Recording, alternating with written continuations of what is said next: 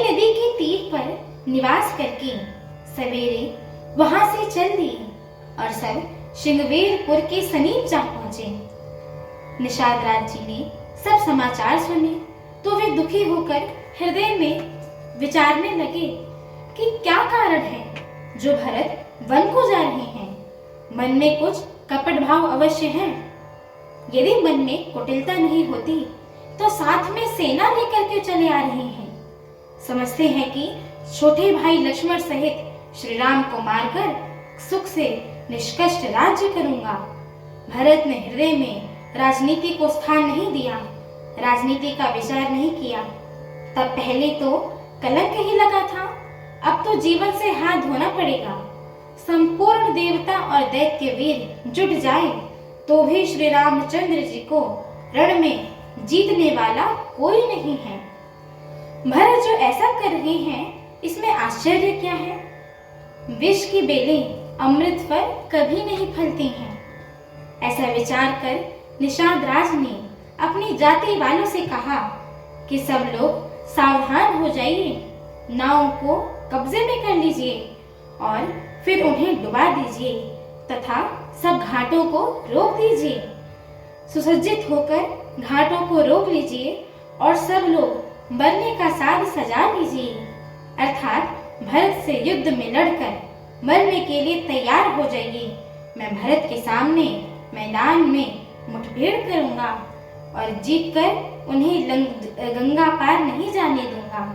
युद्ध में मरण, फिर गंगा जी का तट, श्री रामचंद्र जी का काम और क्षण भंगुर शरीर, अर्थात जो चाहे जब नाश हो जाए।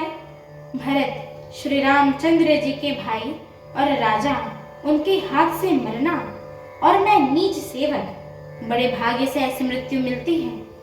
मैं स्वामी के काम के लिए रण में लड़ाई करूंगा और 14 लोक में अपने यश से उज्जवल कर दूंगा। श्री रघुनाथ जी के निमित्त प्राण त्याग कर दूंगा।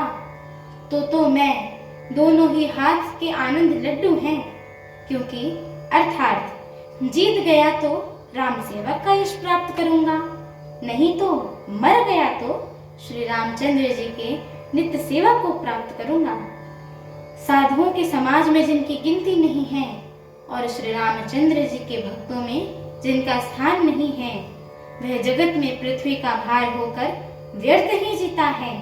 वह माता की यौवन रूपी वृक्ष को काटने के लिए कुल्हाड़ मात्र है।